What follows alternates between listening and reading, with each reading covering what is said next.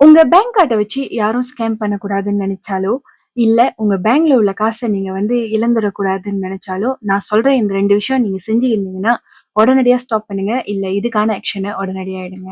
Hi அனைவருக்கும் வணக்கம். Hope you guys doing good. நான் திவ்யா குமாரன். இந்த வீடியோ ஒரு அவேர்னஸ் வீடியோ தான். நான் சொல்ற விஷயம் சின்னதா இருந்தாலும், இதனால பாதிக்கப்பட்டவங்க நெறைய பேர்.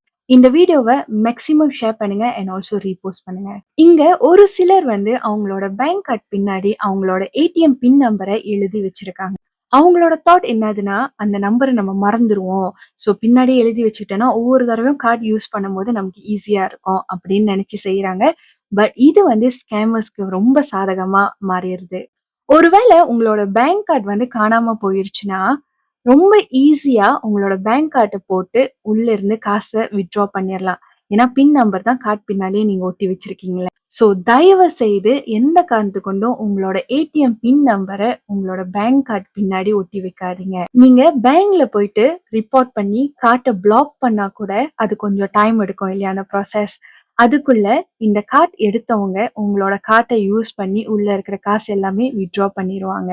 ஒன்ஸ் காசு வித்ட்ரா பண்ணப்பட்டுச்சுன்னா, அந்த காசு திருப்பி உங்களுக்கு கிடைக்கிற பாசிபிலிட்டி ரொம்ப லோ. ஸோ அதனால இந்த மிஸ்டேக்க எந்த காரணத்து கொண்டும் செய்யாதீங்க.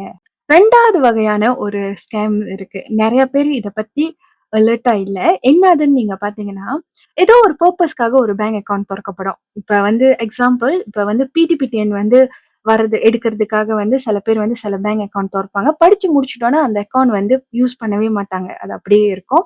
பட் கார்ட் பார்த்தீங்கன்னா ஸ்டில் ஆக்டிவா இருக்கும். பிடிபிடிஎன் மட்டும் இல்ல, பெர்சனல் லோன் ஏதாவது ஒரு காரணத்துக்காக ஒரு அக்கவுண்ட் தொறந்திருப்பாங்க. அதுக்கப்புறம் யூஸ் பண்ணாம அப்படியே வச்சிருப்பாங்க. பட் ஆனா அந்த கார்ட் ஆக்டிவா இருக்கும். யூசுவலா நம்ம என்ன நினைப்போம்?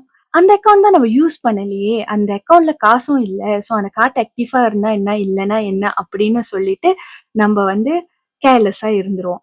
ஆனா இது ஸ்கேமர்ஸ்க்கு ஒரு அட்வான்டேஜ். இந்த மாரி அக்கவுண்ட்ல காசு இல்லன்னா கூட ஸ்கேமர்ஸ் அவங்களோட டிரான்சாக்ஷன் செய்யறதுக்கு இந்த அக்கவுண்ட்ட யூஸ் பண்ணிக்குவாங்க.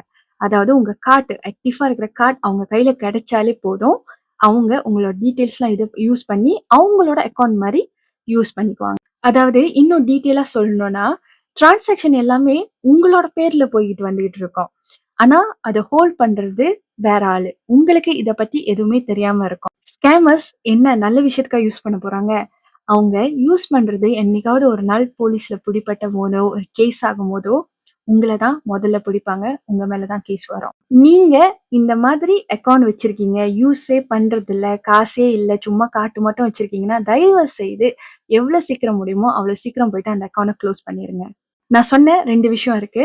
உங்க பேங்க் கார்ட் பின்னாடி பின் நம்பர் எழுதி வச்சிருந்தீங்கன்னா, உடனடியா அத ரிமூவ் பண்ணுங்க. 2வது விஷயம் உங்களோட அக்கவுண்ட் யூஸ் பண்ணல, அறவே டிரான்சாக்ஷன் எதுவும் நீங்க செய்யலன்னா, அந்த கார்ட் ஆக்டிவா இருக்குன்னா முதல்ல அத கேன்சல் பண்ணுங்க. ஸோ இந்த வீடியோவ மறக்காம நெறைய பேர்கிட்ட ஷேர் பண்ணுங்க. எனக்கு தெரிஞ்சு நெறைய வயசானவங்க எல்டரி பீப்பிள்லாம் அவங்களோட கார்ட் பின்னாடி பாஸ்வேர்ட் இன்னும் எழுதி வச்சிருக்காங்க. ஸோ உடனடியா இத ஸ்டாப் பண்ண சொல்லுங்க.